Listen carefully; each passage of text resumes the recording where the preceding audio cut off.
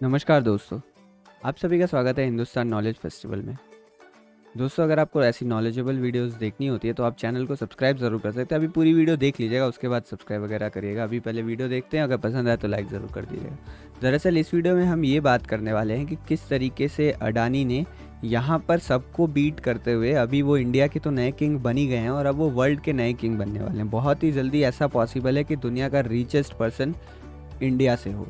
तो इसको हम एनालाइज करने वाले हैं ब्रीफली कि किस तरीके से अडानी का ये राइज़ हमें देखने को मिला। और बेसिकली मैं ये बताने वाला हूँ, यहाँ पर जो लेटेस्ट न्यूज़ आई है वो ये आई है कि अब वो जेफ बेजोस के बहुत ज़्यादा क्लोज पहुँच चुके हैं। अभी अगर हम बिलियनियर्स इंडेक्स को देखें तो सबसे पहले इलॉन मस्क बैठे हुए हैं, उसके बाद जेफ बेजोस हैं। Jeff Bezos Elon Musk Tesla वाले हैं और ये जेफ बेजोस जो हैं वो अमेज़ॉन वाले हैं। और उसके नीचे यहाँ पर हमारे अडानी साहब आते हैं, जो जिनकी बहुत सारी कंपनी है। बेसिकली ये रिलायंस की तरह कॉन्ग्लोमरेट है, मतलब बहुत सारी कंपनीज इनकी हैं, यहाँ मार्केट में लिस्टेड है। तो इनके ग्रोथ के बारे में कुछ बताने वाला। आपको पता होगा अब तक अंबानी, मुकेश अंबानी जो है वो अब तक किंग थे। बहुत सालों तक डायरेक्ट उनका इंडिया में तो नंबर वन वो बने रहते थे और ग्लोबल रैंकिंग में भी 7, 10, 13, 14 इसके आसपास घूमते थे। पर अभी इनका जो राइज़ देखने को मिला है 1-1.5 साल में, वो अनबिलीवेबल था। अब तक की हिस्ट्री में इतना तेज़ ऊपर कोई नहीं बढ़ पाया। बहुत सारी केस स्टडीज़ आपको यहाँ पर मिलेंगी इनके ऊपर, क्योंकि इनका जो ये अचीवमेंट है वो सच में रिमार्केबल है, जो इन्होंने ग्रोथ किया है। बेसिकली यहाँ पर बात ये चल रही है कि जिस तरीके से यहाँ पर गौतम अदानी जी ग्रो कर रहे हैं, अगर उतनी तेज़ी से वो ग्रो करते रहे यहाँ पर तो लगभग 1-1.5 साल के अंदर वो दुनिया के टॉप इंसान बन सकते हैं, सबसे ज़्यादा अमीर आदमी के लिस्ट में ऊपर आ सकते हैं। अभी अगर हम प्राइस टू अर्निंग रेशियो देखें, बेसिकली ये मैंने पहले आपको ये समझा था कि आखिर इनकी वैल्यूएशन की कैसे जाती है।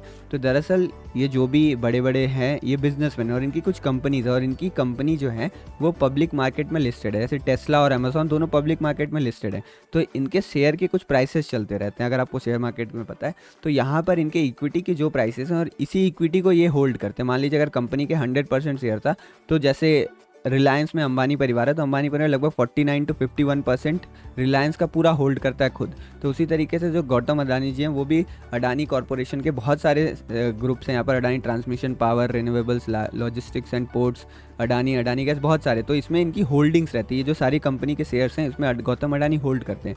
तो अगर ये शेयर प्राइस बढ़ता है तो इनकी नेट वर्थ बढ़ती है और इसी नेट वर्थ को यहाँ पर हम कैलकुलेट करते हैं। ये इनकी रियल वैल्यू नहीं है। मतलब ऐसा नहीं है कि अगर अभी जैसे गौतम अडानी की नेटवर्थ पिछले साल $68 बिलियन थी और इस साल डबल से भी ज़्यादा हो गई, लगभग $144 बिलियन के आसपास हो गए, तो वो अभी सेकंड रिचेस्ट आदमी बने। तो एक साल के अंदर वो इतना ज़्यादा ग्रोथ कर लिए। तो बेसिकली ऐसा नहीं है कि उनके पास इतने ज़्यादा पैसे आ गए, नहीं। ऐसा नहीं कि उनके पास $144 बिलियन रुपीज़ है, अभी नहीं। उनके पास अभी $144 बिलियन के एसेट्स हैं यहाँ पर उनके पास। तो बेसिकली हुआ क्या है मैं आपको वो बताता हूँ। इंडिया के स्टॉक मार्केट में अभी सबसे ज़्यादा परफॉर्म करने वाले जो भी सारे स्टॉक्स हैं, अडानी पोर्ट्स हो गए, अडानी एनर्जी हो गई, अडानी ग्रीन हो गए, वो सारे स्टॉक अडानी के ही हैं यहाँ पर। तो बेसिकली मैं इसमें नहीं जाना चाहूँगा कि वो रियल है या मैनिपुलेटेड है। मैं आपको बस इतना बताना चाह रहा हूँ कि ज़्यादा फ़ायदा इनका हुआ अडानी एनर्जी से हुआ, क्योंकि एनर्जी इंडेक्स जो है 36% ग्रो किया इस बार, क्योंकि जो ऑयल और नेचुरल गैस के प्राइसेस हैं वो बहुत ज़्यादा यहाँ पर बढ़ गए थे, जिस कारण इनका काफ़ी ज़्यादा, इनके कंपनी को काफ़ी ज़्यादा मुनाफा हुआ, उससे इनके शेयर प्राइसेस ऊपर गए। पर इसके साथ साथ बहुत जगह ऐसे लगता है, क्योंकि मुझे स्टॉक मार्केट का नॉलेज है तो मैं आपको बता सकता हूँ कि यहाँ पर बहुत सारे मैनिपुलेशंस भी होते हैं। तो ऐसा हो सकता है इनका जो ये शेयर प्राइस बढ़ा है ये पंप एंड डंप स्कीम की तरह भी, मतलब ये शेयर प्राइस से ज़्यादा ऊपर। क्योंकि अगर आप देखोगे ना तो 2020 से लेकर 2021-22 का टाइम देखें तो केवल ऑयल और नेचुरल गैस वाला जो इतना इनका बिजनेस है, मतलब जो एनर्जी वाला बिजनेस है, उसी में हमें फंडामेंटल चेंजेस देखने को मिले हैं। बाकी जो अडानी ग्रुप फंडामेंटली है वो ज़्यादा चेंज नहीं हुआ, वो पहले भी बहुत स्ट्रॉन्ग ही था, बस उनके शेयर प्राइसेस नहीं बढ़ रहे थे और अभी उनके शेयर प्राइसेस बढ़ना स्टार्ट कर दे, इसलिए इनकी लिस्टिंग इतना फास्ट बढ़ी है। और मोदी गवर्नमेंट है उनके राज में यहाँ पर अडानी को बहुत सारे ऐसे कॉन्ट्रैक्ट्स भी मिल रहे हैं।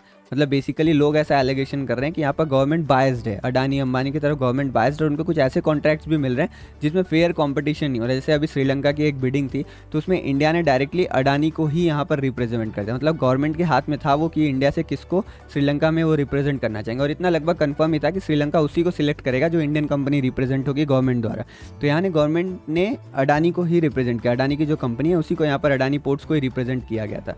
बेसिकली यहाँ पर कुछ लोगों का ऐसा कहना है कि अनड्यू एडवांटेज भी मिल रहा है अडानी की कंपनीज़ को, क्योंकि वो बीजेपी सपोर्टर हैं, वो हमारी गवर्नमेंट का सपोर्टर है।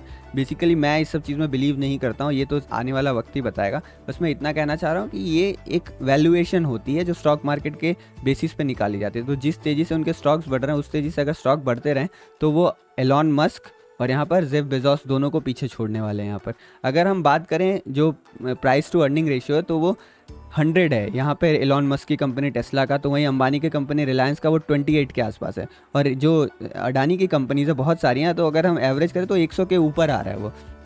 कुछ कंट्री तो 1000% से ज़्यादा बढ़ चुकी है इनकी, कुछ कंपनी 700% बढ़ चुकी है, कुछ कंट्री 400% बढ़ चुके हैं।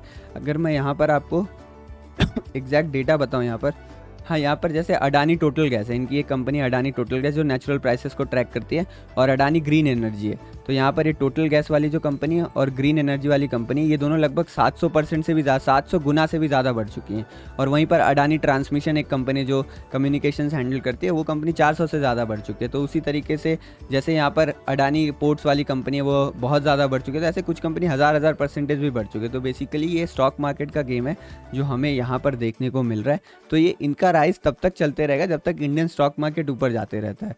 तो अभी मुझे ऐसा नहीं लग रहा कि रिसेंट टाइम इनके स्टॉक प्राइसेस गिरने वाले हैं। और बेसिकली अगर आप देखोगे तो इंडिया का जो मार्केट है वो ग्लोबल मार्केट को आउट परफॉर्म कर रहा है, मतलब इंडिया में ग्रोथ ज़्यादा हमें दिख रही है, और जो अमेरिका और बाकी ग्लोबल मार्केट्स है, यूरोप के, जापान के, वहाँ पर ग्रोथ कम हो रही है, वहाँ पर ग्रोथ स्लो डाउन हो रही है। अमेरिका की तो हालत इस समय ज़्यादा ही ख़राब लग रही है वहाँ इन्फ्लेशन इशूज़ के कारण। तो इंडिया अभी ग्रो करते रहेगा और इंडिया के ग्रोथ के साथ अडानी जी भी ग्रो करते रहेंगे। तो ऐसा मतलब ये हमारे लिए बहुत प्राउड होगा कि कोई इंडियन टॉप रिचेस्ट रहे।